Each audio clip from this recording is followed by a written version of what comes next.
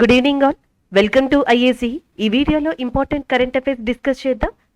Indian navy day is a current affair. So Indian navy day అనేది మనకి ఇక్కడ current affair గా ఉంది. So December 4th Indian navy day, భారత నావికాదళ దినోత్సవం December 4th అని మీకు ఆల్రెడీ తెలుసు. సో మనం చాలాసార్లు డిస్కస్ చేసుకున్నాం. October 8th మీకు గుర్తుండే ఉంటుంది. జాన్ 15th ఏమో Indian army day, October 8th Indian air force day and December 4th వచ్చేటప్పటికి ఇండియన్ నావీ డే కింద మనం రికగ్నైజ్ చేయడం జరిగింది. అండ్ ఎస్పెషల్లీ ఇండియన్ నావీ డేని December 4th రికగ్నైజ్ చేయడానికి కారణం బంగ్లాదేశ్ యొక్క liberation war. So Bangladesh liberation war కోసం 1971లో ఇండో పాకిస్తాన్ వార్ అనేది జరిగింది, బంగ్లాదేశ్ యొక్క స్వతంత్రం కోసం. సో అదే సమయంలో ఇండియన్ ఆర్మీ ఎప్పుడైతే మనకి ఇక్కడ ఇండో పాక్ వార్ని చేపట్టిందో అదే టైంలో కరాచీ పోర్టు దగ్గర నుంచి లేదా కరాచీ దగ్గర నుంచి పాకిస్తాన్ యొక్క నావికా దళాన్ని ఎదుర్కోవడం కోసం భారత నావికా దళం ఆపరేషన్ ట్రైడెంట్ అనే దాన్ని చేపట్టింది 1971లో. దాదాపుగా 500 పాకిస్తాన్ అఫీషియల్స్ ని, నావీ అఫీషియల్స్ ని ఎదుర్కోవడంలో గానీ అండ్ పాకిస్తాన్ కి సంబంధించిన నావీ ఎక్విప్మెంట్ ని లేదా దానికి సంబంధించిన నావీ షిప్స్ ని గానీ సప్రెస్ చేయడంలో సమర్థవంతంగా సక్సెస్ అయింది భారత నావికా దళం. సో దానిని గుర్తు చేసుకోవడం కోసం ఆపరేషన్ ట్రైడెంట్ అనే దాన్ని 1971 December 4th ఏదైతే జరిగిందో సో దాన్ని గుర్తు చేసుకోవడం కోసం ఇండియన్ నావీ డేని ఎగ్జాక్ట్ గా అదే డేని డిక్లేర్ చేశారు. 1971లో భారత నావికా దళం ఇంకొక ఆపరేషన్ ని కూడా చేపట్టింది, ఆపరేషన్ పైతా. అయితే ఇండియన్ నావీ అడ్మిరల్ గా ప్రస్తుతం ఆర్ హరికుమార్ ఉన్నారు. ఇది న్యూ అప్డేటెడ్ కాబట్టి మీరు ఖచ్చితంగా గుర్తుపెట్టుకోవాలి. భారత నావికా దళానికి సంబంధించి రెండు ఇంపార్టెంట్ థింగ్స్ మీరు గుర్తుపెట్టుకోవాలి. ఒకటి Indian navy day December 4th, Indian navy admiral గా ప్రస్తుతం ఆర్ హరికుమార్ ఉన్నారు. అయితే భారత ఆర్మీ కానీ, భారత వాయుసేన కానీ, Indian air force, Indian army ఎప్పుడెప్పుడైతే డిఫరెంట్ కైండ్ ఆఫ్ ఆపరేషన్స్ ని చేపట్టిందో అదే టైంలో భారత నావికా దళం కూడా ఇంపార్టెంట్ ఆపరేషన్స్ ని చేపట్టింది. ఇవి మీకు జీకే ఫ్యాక్ట్స్ కి చాలా యూజ్ అవుతాయి. ఫర్ ఎగ్జాంపుల్ 1961లో ఆపరేషన్ విజయ్ అనే దాన్ని కండక్ట్ చేశారు, గోవాని పూర్తిగా మన స్వాధీనంలోకి తీసుకోవడానికి పోర్చుగీస్ నుంచి. సో ఆ టైంలో మనకి 1961 ఆపరేషన్ విజయ్ జరిగినప్పుడు భారత ఎయిర్ ఫోర్స్ కానీ, భారత ఆర్మీ కానీ ఎలా అయితే మనకి ఆపరేషన్స్ ని చేపట్టాయో సో నావికా దళం కూడా అదే టైంలో ఆపరేషన్ ని చేపట్టింది. దాని తర్వాత 1971లో ఆపరేషన్ ట్రైడెంట్, ఆపరేషన్ పైతాన్ని చేపట్టాయి. 1988లో ఆపరేషన్ కక్టస్ అనేది చేపట్టింది. సో మనకి దగ్గరలో ఉన్న వన్ ఆఫ్ ద ఇంపార్టెంట్ కంట్రీగా మాల్దీవ్స్ ని చెప్పొచ్చు. మాల్దీవ్స్ 1988 సరిగ్గా రాజీవ్ గాంధీ గారి టైంలో మాల్దీవ్స్ ఎక్స్టర్నల్ థ్రెట్ కి గురైంది. అంటే బయట వ్యక్తుల నుంచి మాల్దీవ్స్ కి ఒక ఏమంటారు థ్రెట్ లాంటిది వాటిల్లింది. సో దానిని కంట్రోల్ చేయడం కోసం, మాల్దీవ్స్ కి తిరిగి సేవ్ చేయడం కోసం భారత నావికా దళం అండ్ ఆపరేషన్ కక్టస్ అనే దాన్ని 1988లో చేపట్టింది. 1999లో ఆపరేషన్ తల్వార్ అనేది చేపట్టింది. అగైన్ కరాచీ పోర్ట్ ని బ్లాక్ చేయడం కోసం 1999లో ఆపరేషన్ తల్వార్ అనేది భారత నావికా దళం చేపట్టింది. ఆపరేషన్ రహత్ అనేది 2015లో చేపట్టింది భారత నావికా దళం. అది ఎందుకు అంటే యమన్ లో సంక్షోభం ఏర్పడింది, యమన్ లో పెద్ద పెద్ద గొడవలు స్టార్ట్ అయ్యాయి. సో అక్కడి నుంచి భారత సిటిజన్స్ ని, ఇండియన్ సిటిజన్స్ ని బయటికి తీసుకురావడం కోసం, ఎవాక్యువేట్ చేయడం కోసం అండ్ ఆపరేషన్ రహత్ అనేది చేపట్టింది. ఇండియన్ సిటిజన్స్ నే కాకుండా మన నైబర్ కంట్రీస్ యొక్క సిటిజన్స్ ని కూడా అక్కడి నుంచి సేఫ్ గా బయటకు తీసుకొచ్చింది భారత నావికా దళం on the name of operation Rahat. అంతేకాకుండా కోవిడ్ టైంలో 2020లో ఆపరేషన్ సముద్ర సేతు అనేది చేపట్టింది. Operation Samudra Setu 1, operation Samudra Setu 2. వందే భారత్ ద్వారా ఎయిర్ ఫోర్స్ పలు కంట్రీలో ఇండియన్ సిటిజన్స్ ఎవరైతే ఉండిపోయారో వాళ్ళని ఎలా అయితే బయటకు తీసుకొచ్చిందో సముద్ర సేతు అనే దాని ద్వారా, ఏదైతే మనకి సముద్ర సేతు 1 అంటున్నామో దాని ద్వారా సో ఎవరైతే మాల్దీవ్స్ కానీ లేకపోతే శ్రీలంక కానీ చుట్టుపక్కల ఐలాండ్స్ లో కంట్రీస్ లో ఉండిపోయారో వాళ్ళందరినీ భారత నావికా దళం ఇండియాకి తీసుకొచ్చింది. సముద్ర సేతు 2 ద్వారా అంటే ఎగ్జాక్ట్ గా కోవిడ్ సెకండ్ లాక్డౌన్ టైంలో ఆక్సిజన్ సప్లై ఇండియాలో షార్టేజ్ వచ్చింది. ఆ షార్టేజ్ వచ్చిన టైంలో వేరే కంట్రీస్ నుంచి ఆక్సిజన్ సప్లైని భారత నావికా దళం ఇండియాకి సమర్థవంతంగా సక్సెస్ఫుల్ గా చేరవేసింది. సో అది operation Samudra Setu 2. So this is the journey of proud of Indian navy 1971 to almost 1961 to 2020, 1961 నుంచి 2020 దాకా అండ్ ఆల్మోస్ట్ సమర్థవంతంగా పలు సక్సెస్ఫుల్ ఆపరేషన్స్ ని కండక్ట్ చేసింది ఇండియన్ నావీ. సో దాని యొక్క నావీ డే అనేది మనకి December 4th రికగ్నైజ్ చేయబడింది. అడ్మిరల్ గా ఆర్ హరికుమార్ గారు ఉన్నారు. నెక్స్ట్ చూద్దాం. So next current affair award కి సంబంధించింది and new India foundation book prize award. New India foundation book prize award 2021 అనేది మనకి దిన్యర్ పటేల్ అనే పర్సన్ కి వెళ్ళింది. దానికి సంబంధించిన కరెంట్ అఫైర్. దిన్యర్ పటేల్ గారికి 2021కి గాను new India foundation book prize అనేది ఇవ్వడం జరిగింది. సో ఇది ఎందుకు ఇచ్చారు, దేనికోసం ఇచ్చారు అనేది చూద్దాం. So Naoroji a pioneer of Indian nationalism book పేరండి. Naoroji the pioneer of Indian nationalism అనే బుక్ ని రాశారు దిన్యర్ పటేల్ గారు. దానికి గాను ఈ ప్రైజ్ వచ్చింది. న్యూ ఇండియా ఫౌండేషన్ అనేది ఒక ఆర్గనైజేషన్. ఈ ఆర్గనైజేషన్ నాన్ ఫిక్షన్ లాంటి వాటికి ఇలాంటి ప్రైజెస్ ఇస్తుంది. అది కూడా కమలాదేవ్ చటోపాధ్యాయ్ గారి పేరు మీద. And Kamaladevi Chattopadhyay new India foundation book prize అది యాక్చువల్గా.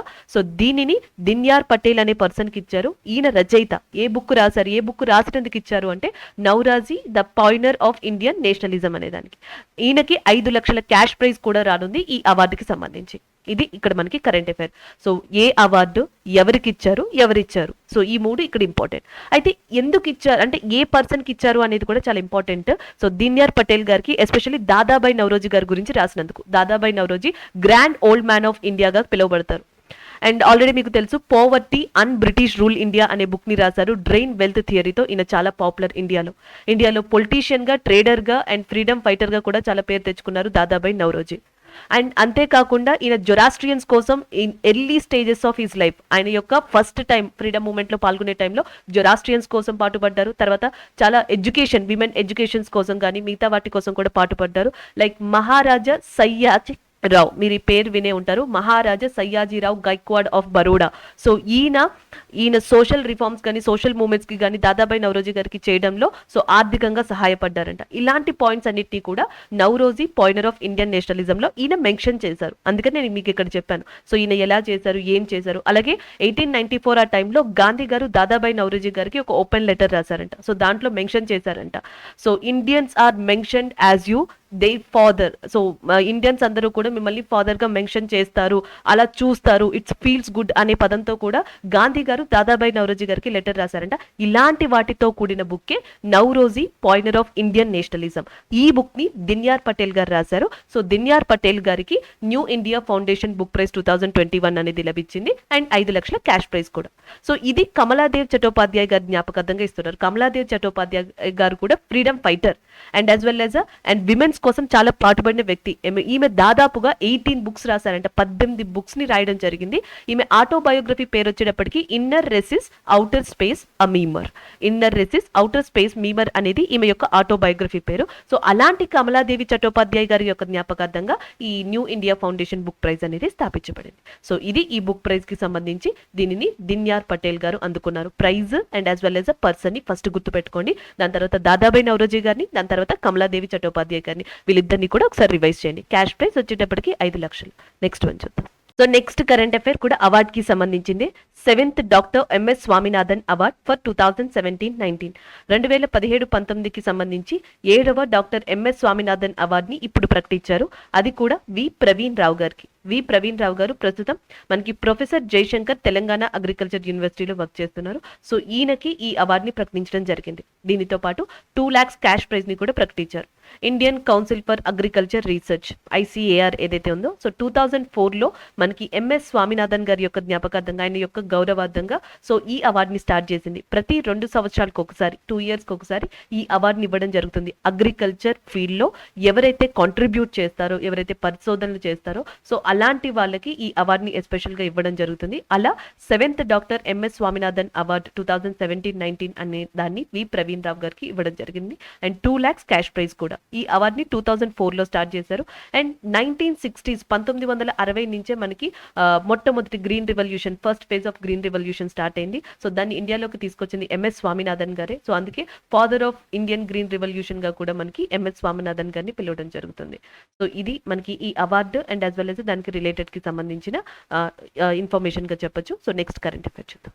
So next current affair 22nd hornbill festival of Nagaland లో 22nd హార్నబిల్ ఫెస్టివల్ అనేది కండక్ట్ చేశారు. దాదాపుగా 1 year గ్యాప్ తర్వాత. లాస్ట్ టైం కోవిడ్ కారణంగా సెలబ్రేట్ చేయలేదు. సో ఈ సంవత్సరం తిరిగి సెలబ్రేట్ చేశారు. సో 2000 ఇయర్లో యాక్చువల్గా దీన్ని స్టార్ట్ చేయడం జరిగింది. So 22nd hornbill festival of Nagaland ని ఇటీవల నాగాలాండ్ యొక్క one of the important village, Naga heritage village గా పిలుస్తారు, కిసామా అనే ప్రదేశంలో దీన్ని సెలబ్రేట్ చేయడం జరిగింది. సో నాగాలాండ్ క్యాపిటల్, నాగాలాండ్ రాజధాని అయిన కోహిమాకి ఎగ్జాక్ట్ గా 12 kilometers డిస్టెన్స్ లో మనకి కిసామా అనే విలేజ్ ఉంది. నాగా హెరిటేజ్ విలేజ్ గా పిలుస్తారు. సో ఇక్కడ నాగాలాండ్ యొక్క హార్నబిల్ ఫెస్టివల్ అనేది సెలబ్రేట్ చేశారు. ఇదే కాకుండా జనరల్ గా మనకి ల్యూ గైనీ అనే ఫెస్టివల్ కూడా ఉంది. ల్యూ గైనీ అనే ఫెస్టివల్ ని కూడా వీళ్ళు హార్నబిల్ తర్వాత అంతే పెద్దగా జరుపుకుంటారు. నాగాలాండ్ లో ఈ హార్నబిల్ ఫెస్టివల్ ని ఫెస్టివల్ ఆఫ్ ఫెస్టివల్స్ అని కూడా పిలుస్తారంట. సో వాళ్ళ యొక్క కల్చర్ ని, హెరిటేజ్ ని, వాళ్ళ యొక్క మెయిన్ రిప్రజెంటేషన్ ని చూపించే ఫెస్టివల్ హార్నబిల్ ఫెస్టివల్ గా వాళ్ళు చెప్తా ఉంటారు. ఇది ఒక బర్డ్ ని మనకి ఇండికేట్ చేస్తుంది హార్నబిల్ అనేది. ఈ బర్డ్ ఇండియాలోనే అంటే ఏషియాలోనే కాకుండా ఆసియా కానీ, ఆఫ్రికా కానీ అండ్ మెల్నీసియా లాంటి ప్రదేశాల్లో ఎక్కువగా కనిపిస్తుందంట మనకి ఈ బర్డ్ అనేది.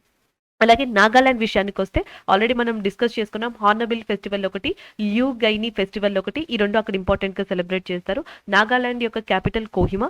నాగాలాండ్ యొక్క అఫీషియల్ లాంగ్వేజ్ వచ్చేటప్పటికి ఇంగ్లీష్ అంట. దాని తర్వాత నాగామీస్ లాంటి లాంగ్వేజెస్ ని దాదాపుగా 14 లాంగ్వేజెస్ ని మాట్లాడతారంట 17 డైలెక్ట్స్ లో. బట్ వాళ్ళ మెయిన్ అఫీషియల్ లాంగ్వేజెస్ 2011 సెన్సస్ ప్రకారం most of the people Nagaland లో మాట్లాడేది ఇంగ్లీష్ లాంగ్వేజ్ అంట. సో అది కూడా మీరు గుర్తుపెట్టుకోవచ్చు, వన్ ఆఫ్ ద ఫ్యాక్ట్ గా. సో వాస్తవానికి నార్మల్ గా మనం ఈ నార్త్ ఈస్ట్ ఇండియా వైపు చూసుకుంటే కొన్ని ఫెస్టివల్స్ నార్మల్ గా ఎగ్జామ్ లో అడుగుతా ఉంటారు. ఫర్ ఎగ్జాంపుల్ సిక్కిం తీసుకున్నారనుకోండి, సిక్కిం లో మనకి లూసుంగ్ ఫెస్టివల్ అని ఉంది. సో అది ఎక్కువగా ఫ్రీక్వెంట్ గా మనం చూస్తూ ఉంటాం వార్తల్లో. ఇకపోతే అరుణాచల్ ప్రదేశ్ విషయానికి వచ్చామనుకోండి, డ్రీ అనే ఫెస్టివల్ ఉంది. చాలా ఫెస్టివల్స్ ఉన్నాయి, ఫర్ ఎగ్జాంపుల్ గా చెప్తున్నాం డ్రీ అనే ఫెస్టివల్. సో నాగాలాండ్ విషయానికి వచ్చామనుకోండి, సో ఆల్రెడీ మనం డిస్కస్ చేసుకున్నాం హార్నబిల్ అనే ఫెస్టివల్ ఇక్కడ ఫేమస్ అని. సో అస్సాం విషయానికి వచ్చామనుకోండి, బీహూ ఫెస్టివల్ అనేది అస్సాంలో చాలా ఫేమస్ గా చెప్తారు. దాని తర్వాత మేఘాలయ విషయానికి వస్తే వాంగాలా అని చెప్పేసి ఉంది, అది కూడా ఇక్కడ ఫేమస్. మేఘాలయలో వాంగాలా అండ్ నెక్స్ట్ సిక్కింలో లూసుంగ్, అరుణాచల్ ప్రదేశ్ లో Dree and hornbill in Nagaland, అస్సాంలో బీహూ ఫెస్టివల్స్ అనేవి తరచుగా మనకి కనిపిస్తాయి. ఇంకా చాలా పండుగలు ఉన్నాయి, బట్ తరచుగా ఎక్కువగా కనిపించే పండుగలు ఇవి. సో వీటిని కూడా మనం రివైజ్ చేయొచ్చు. 22nd hornbill festival of Nagaland recently celebrated near that and Kisama village which is a Naga heritage village గా కూడా చెప్పొచ్చు. నెక్స్ట్ వన్ చూద్దాం. So next current affair, India becomes part of G20 troika to host summit 2023. India G20 సమావేశాన్ని 2023లో మనకి host చేయనుంది. So దీంట్లో భాగంగా ట్రైకాలో ఒక భాగమైంది. సో ట్రైకా అనేది top grouping with in the G20. ఇది ఏంటి అనేది చూద్దాం. G20లో మనకి 19 కంట్రీస్ ఉన్నాయి అండ్ యూరోపియన్ యూనియన్ కూడా ఉంది. అండ్ దానితో పాటుగా IMF అండ్ వరల్డ్ బ్యాంక్ కూడా రిప్రజెంట్ చేస్తాయి G20. సో దీన్ని పక్కన పెడితే G20 యొక్క సమావేశం 2021లో ఎవరు నిర్వహించారు అంటే దట్ ఈస్ ఇటలీ. G20 సమావేశం 2022లో ఎవరు నిర్వహించబోతున్నారు అంటే ఇండోనేషియా. G20 సమావేశం 2023 ఎవరు నిర్వహించబోతున్నారు అంటే ఇండియా. సో ఎవరైతే ప్రెసిడెన్సీగా ఉన్నారో వాళ్ళు నిర్వహిస్తున్నారు. ప్రస్తుతం ప్రెసిడెన్సీ అనేది G20ది ఇటలీ చేతిలో ఉంది. ఇటలీ నుంచి దాన్ని ఇండోనేషియా తీసుకుంది, ఇండోనేషియా నుంచి ఇండియా తీసుకుంటుంది. సో ఈ ఇండోనేషియా అండ్ ఇండియా, ఇటలీ కలిపి మనకి ట్రాయ్కాయిగా ఏర్పడ్డాయి, top grouping with in the G20. దీంట్లో and previous presidency and next current presidency, incoming presidency అంటే ప్రీవియస్ గా ఇటలీ ఉంది అండ్ ప్రెసెంట్ మనకి ఇండోనేషియా ఉంటుంది అండ్ దాని తర్వాత ఇండియా ఉండబోతుంది. వీళ్ళ ముగ్గురు కలిసి మనకి ట్రైకాయిగా ఏర్పడ్డాయి. అదే ఇక్కడ ఇచ్చారు, India becomes part of G20 troika. And next G20 సమావేశాన్ని ఇండియా ఎప్పుడు నిర్వహించబోతుంది అంటే 2023లో. సో దీంతో ఏంటంటే G20కి సంబంధించిన ఎజెండాని ఇంకా స్ట్రాంగ్ గా ముందుకు తీసుకెళ్ళడానికి అండ్ ప్రీవియస్లీ, ప్రెసెంట్, ఇంకా రాబోయే ప్రెసిడెన్సీ మూడు కలిసి అండ్ కలిసికట్టుగా మనకి డెవలప్ చేయాలనే ఉద్దేశంతో విత్ ఇన్ ద G20లోనే ఈ గ్రూప్ అనేది ఏర్పడింది. సో అదే ఇక్కడ G20 ట్రైకా అంటే. నెక్స్ట్ వన్ చూద్దాం. So next current affair report కి సంబంధించింది. ఒకసారి వాల్యూస్ ఎలా ఇంక్రీజ్ అయ్యాయా, డిక్రీజ్ అయ్యాయా, అన్ఎంప్లాయ్మెంట్ కి సంబంధించిన రిపోర్ట్ ఇది చూద్దాం. 10th క్వార్టర్లేటరీ బులెటిన్ ఆఫ్ PLFS అంటే ఇక్కడ మనకి periodic labour force survey. Periodic labour force సర్వేకి సంబంధించిన 10th క్వార్టర్నరీ బులెటిన్ రిపోర్ట్ ని ఇటీవల నేషనల్ స్టాటిస్టికల్ ఆఫీస్ మరియు మినిస్ట్రీ ఆఫ్ స్టాటిస్టిక్స్ ఆధ్వర్యంలో మనకి రిలీజ్ చేయడం జరిగింది. దీంట్లో ఓవరాల్ గా ఏం చెప్పింది అంటే 2020-2021తో పోల్చుకుంటే అన్ఎంప్లాయ్మెంట్ రేటింగ్ అనేది పెరిగింది, labour force, active labour force participation అనేది తగ్గింది and as well as unemployment rate పెరిగింది.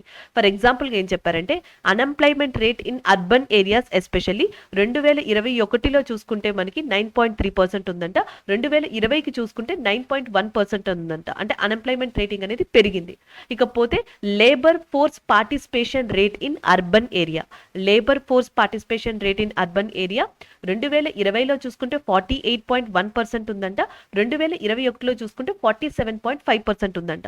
అంటే లేబర్ ఫోర్స్ పార్టిసిపేషన్ రేట్ ఏమో తగ్గింది, అన్ఎంప్లాయ్మెంట్ రేట్ ఏమో పెరిగింది అని చెప్పేసి and periodic labour force survey 10th quaternary bulletin report ప్రకారం నేషనల్ స్టాటిస్టికల్ ఆఫీస్ మరియు మినిస్ట్రీ ఆఫ్ స్టాటిస్టిక్స్ ఈ రిపోర్ట్ ని విడుదల చేశాయి. జనరల్ గా మనకి Rozgar Yojana, Mahatma Gandhi national rural employment guarantee act, so ఇలాంటి చాలా స్కీమ్స్ ఉన్నా సరే కోవిడ్ ప్రభావం వల్ల కానీ ఇతరితర మనకి ఇప్పుడు వచ్చిన ఎకనామిక్ క్రైసిస్ కానీ ఈ చిన్న చిన్న ఇబ్బందుల వల్ల కానీ సో ఈ లాక్డౌన్ వల్ల కానీ ఇవన్నీ కూడా ఈ అన్ఎంప్లాయ్మెంట్ రేట్ మీద and as well as labour force participation మీద కూడా ఎక్కువగా ప్రభావం చూపించాయని కూడా కొన్ని రీజన్స్ ని కూడా వీళ్ళు మెన్షన్ చేయడం జరిగింది. So next current affair ranking కి సంబంధించింది. Economic intelligence unit world wide cost of living index. So world wide cost of living index అనే దాన్ని ఎకనామిక్ ఇంటెలిజెన్స్ యూనిట్ అనే సంస్థ మనకి ఇటీవల విడుదల చేసింది. సో దాంట్లో టాప్ 1 గా మనకి టెల్ అవీవి ద ఇజ్రాయెల్ సిటీ అనేది నిలిచింది. ప్రపంచంలో మోస్ట్ కాస్ట్లీయెస్ట్ లివింగ్ సిటీ కింద టెల్ అవీవి ద ఇజ్రాయెల్ సిటీ నిలవడం జరిగింది.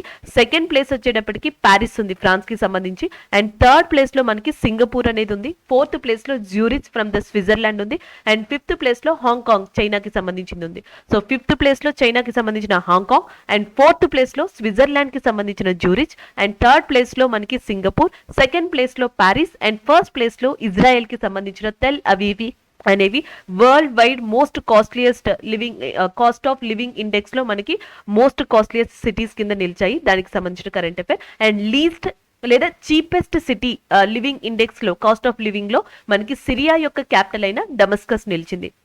సిరియా రాజధాని అయిన డమస్కస్ సిటీ ఏమో మనకి most cheapest cost of living city కింద ఈ ఇండెక్స్ లో నిలవడం జరిగింది.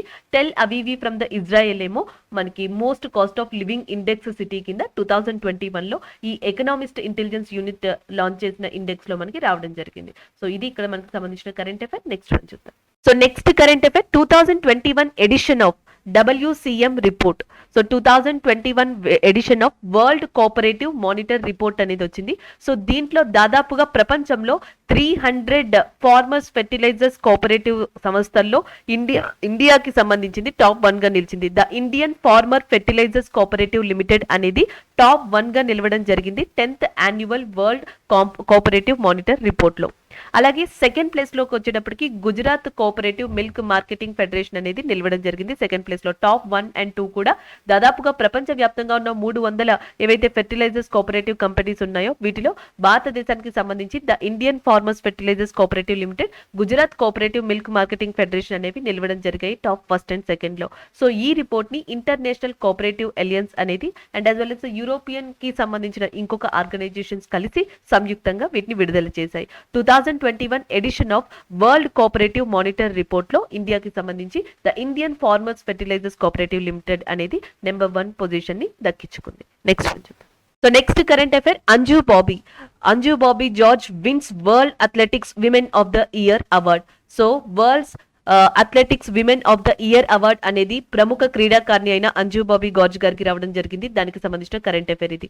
సో లాంగ్ జంప్ లో వరల్డ్ ఛాంపియన్షిప్ లో ఇండియాకి బ్రాంజ్ మెడల్ ని తీసుకొచ్చారు. 2016 లో ఒక అకాడమీని స్థాపించారు. ఎస్పెషల్లీ గర్ల్స్ గానీ విమెన్స్ గానీ అండర్-20 వరల్డ్ మెడలిస్ట్ కింద చెయ్యాలి అనే ఒక ఉద్దేశంతో ఈమె 2016లో ఒక అకాడమీని కూడా స్థాపించడం జరిగింది. చాలా మంది యువతని ఎస్పెషల్లీ ఫీమేల్ లేదా విమెన్ గర్ల్స్ ని ఈమె ఎంకరేజ్ చేయడం జరిగింది. అండ్ ప్రపంచ క్రీడల్లో భారతదేశ క్రీడల్లో కూడా సో ఈమె చేసిన కృషికి గాను అంజు బాబీ జార్జ్ గారికి and world athletics women of the year award అనేది లభించింది. అది ఇక్కడ మనకి కరెంట్ అఫైర్.